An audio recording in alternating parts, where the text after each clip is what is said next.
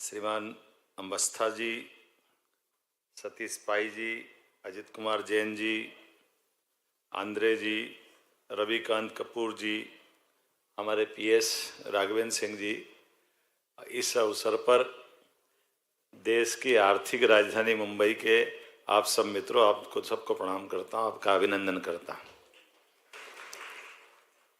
बदलते दौर में अपने सबकी आंखों के सामने यशस्वी प्रधानमंत्री के नेतृत्व में देश ने कैसी करवट ली है, हम सब देख रहे हैं।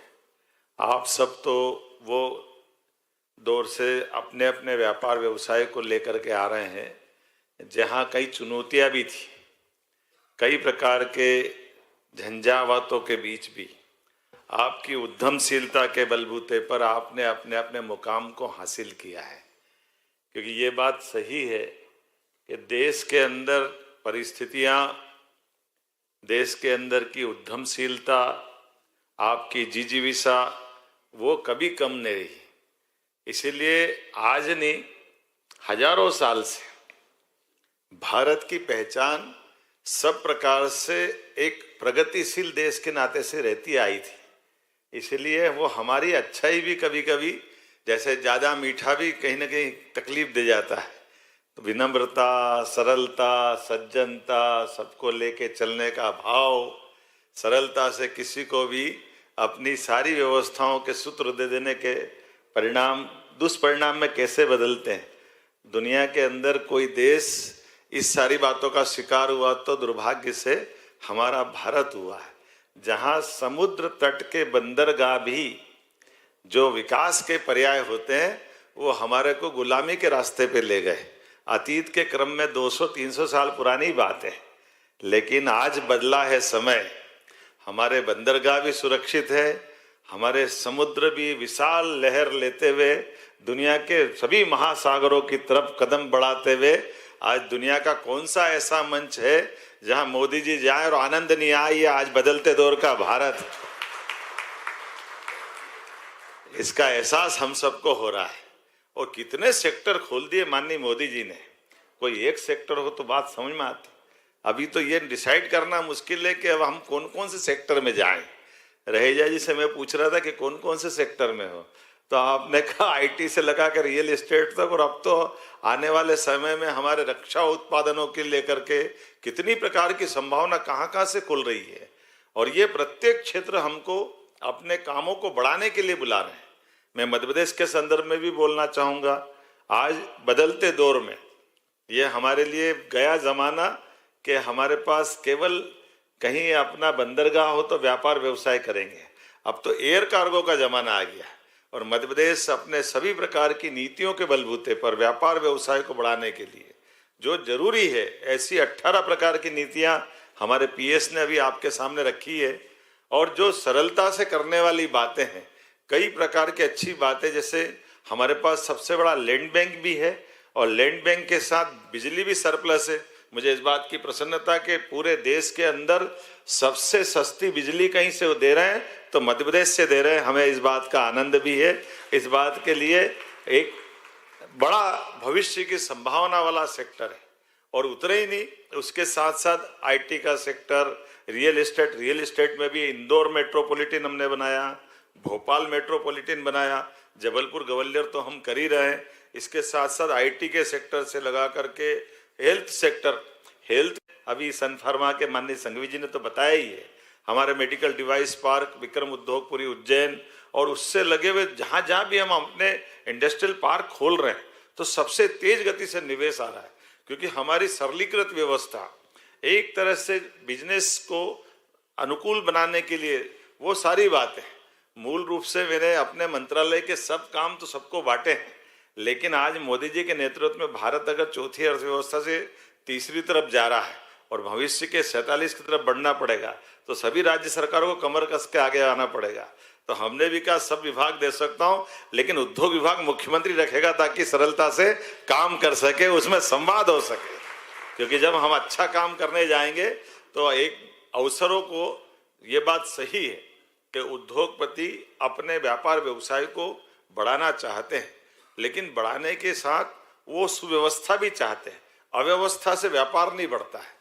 अव्यवस्था से परेशानी बढ़ती है और सुव्यवस्था की तरफ बढ़ते हैं तो वो उसमें बात का भी पक्का होना चाहिए, काम का भी पक्का होना चाहिए और व्यवस्थाओं के भी पक्के होना चाहिए। सरकार के बलबूते पर हम अगर कोई काम करने जा रहे हैं तो समयबद्ध से सुशासन की नीतियों के बलबूते पर, लेकिन हमने कहा हमारी पॉलिसियां तो है ही, जितने प्रकार की पॉलिसियां उससे सरलता से आप सबको वो पॉलिसियों से बताएंगे, लेकिन उससे बढ़कर के भी हमारे पास अगर अपना निवेश हमारे सम्मान के साथ आता है तो सीसीआईपी की हमारी बैठक हर 15 दिन में हम करते हैं और मुख्यमंत्री आपके साथ में इसीलिए बात कर रहे हैं कि आपके व्यापार व्यवसाय के साथ मध्य प्रदेश के अंदर भविष्य में जिस प्रकार से हमने अतीत के भी पिछले 2 साल से लगातार हमने अपने पूरे प्रदेश के अंदर की एक एक कमिश्नरी हेडक्वार्टर पर इंडस्ट्रियल बेल्ट को ला करके सब प्रकार की संभावना पे काम कर रहे हैं। वैसे तो दिलीप जी बताएंगे, देवास जैसा छोटा सा स्थान मुझे लगता है 1 लाख की आबादी का भी नहीं था जब आपने अपना काम खोला होगा, लेकिन आज देवास मेट्रोपॉलिटन में आ गया है। आपके ये जो बदलते दौर के समय में मध्य प्रदेश जो बदल रहा है, हमारे पास सभी प्रकार की संभावना के साथ चलने का जो अभी वर्तमान का समय चल रहा है। अब ये आज का समय भी ऐसा है, जब मैं महाराष्ट्र में आकर बात कर रहा हूँ तो मैं महाराष्ट्र से अलग नहीं हूँ, महाराष्ट्र से हमारा अतीत का संबंध है। हमको मालूम महाराज शिवाजी ने अगर अपना विजय अभियान प्रारंभ किया तो हमें गर्व है। होलकर, सिंधिया, गायकवाड़, पंवार, ये पूरा हमारा एक अलग अतीत का गौरवशाली पृष्ठ है। अगर हमारे देवालय के ध्वजा अगर महाकाल की लहरा रही है तो उसमें बहुत बड़ा योगदान महाराज शिवाजी का है। हमें इस बात का आनंद है, उस पर गर्व भी है। उस चुनौतीपूर्ण काल में भी बहुत दम से अलग अलग प्रकार से कठिन काल भले होगा, लेकिन हमारी सामर्थ्य के बलबूते पर देश के कई राज्यों ने अपनी पहचान बनाई, उसमें से मध्य प्रदेश भी एक है।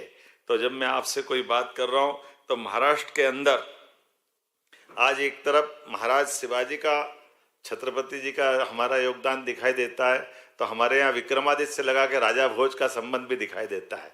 ये दोनों काल उस नाते से भी जाने जाते हैं कि सुशासन की मिसाल, लोकतंत्र की मिसाल, वीरता की, दानशीलता की, उद्यमशीलता की, पराक्रम की, पौरुष की, यश की, कीर्ति की, प्रसिद्धि की, सारी चीज़ों को अगर किसी एक व्यक्ति में देखना चाहो तो 2000 साल पहले के विक्रमादित्य में वो सब देख सकते हैं। हमें गर्व है कि वो हमारे राज्य के गौरव है, जिनके कारण से आज भी लोग विक्रमादित्य की उन सारे गुणों को जान करके उनसे सीखना चाहते हैं।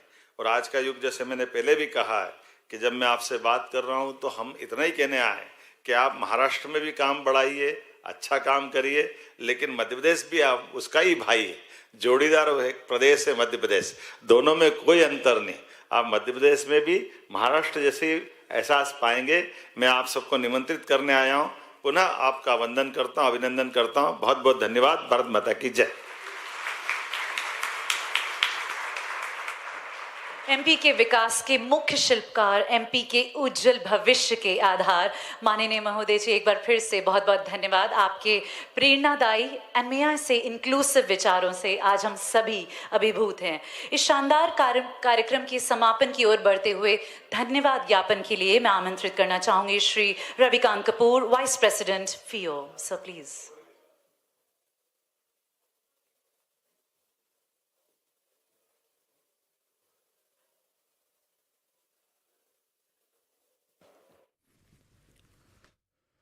तो लगातार कोशिश यही कि ज़्यादा से ज़्यादा इन्वेस्टमेंट जो है वो प्रदेश में आए, और इसको लेकर जो है मुख्यमंत्री मोहन यादव ने यहाँ मुंबई में ये इंटरेक्टिव सेशन में हिस्सा लिया है।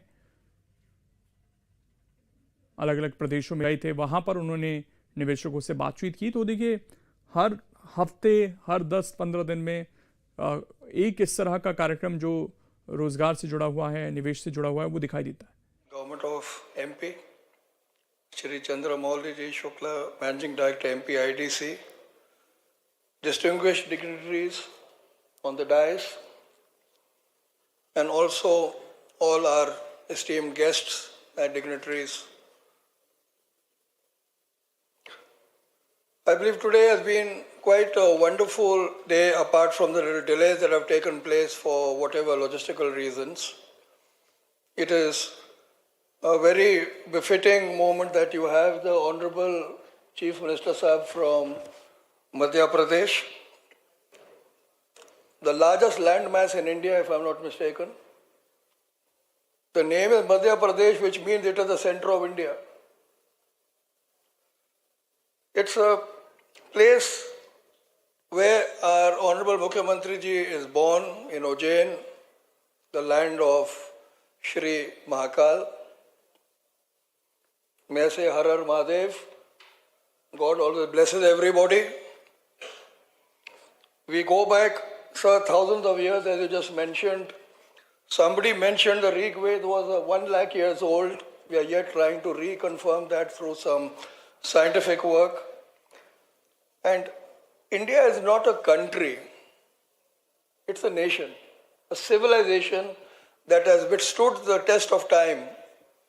In spite of, from 1,000 years ago, when we had a GDP, a world GDP of 25%, today we are 2.5%. It was a country right till 1757, till the British came to India, and we still maintained those high GDP levels. We had Nalanda, where you had 160 countries sending their students for training. And it's a legacy that we have to reclaim and regain. Whatever has been broken can be remade. Because we have all the information by word of mouth, or most of it, and the rest can be done. And that is one of the reasons why India is shining intellectually. Coming back to Madhya Pradesh, I work with them. I represent FIO. I'm the Vice President. My name is Ravikant Kapoor. We are already working with Madhya Pradesh as part of the western region, which Saab just mentioned, that with Maharashtra and Madhya Pradesh, also we have Gujarat and Goa. So we from the Bombay region or the Mumbai region are representing them and also trying to see that exports can go up from the entire region.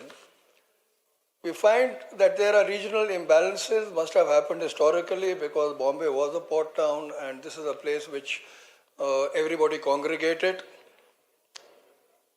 So our exports from Maharashtra are 65 billion. Gujarat leads, I think, because of petroleum at 113. With Madhya Pradesh, we are coming close to 10, but there's a lot of chance for improvement. It's virgin territory where we can invest a lot and take much more out of it. The question really, sir, is of distances. I know it's a vote of thanks, but I would like to mention a few points for your kind consideration. Very rarely we get to get these opportunities. The main things are distances. And I've raised this matter on 30th June in open house with Shri Piyush Goyalji on behalf of FIO, that the people who are in the middle of India, and I said it doesn't concern me because both my factories are in either Bombay or in Gujarat, very close to the ports. We need to find a solution by the people who are in the middle of India or away from the port towns are able to find,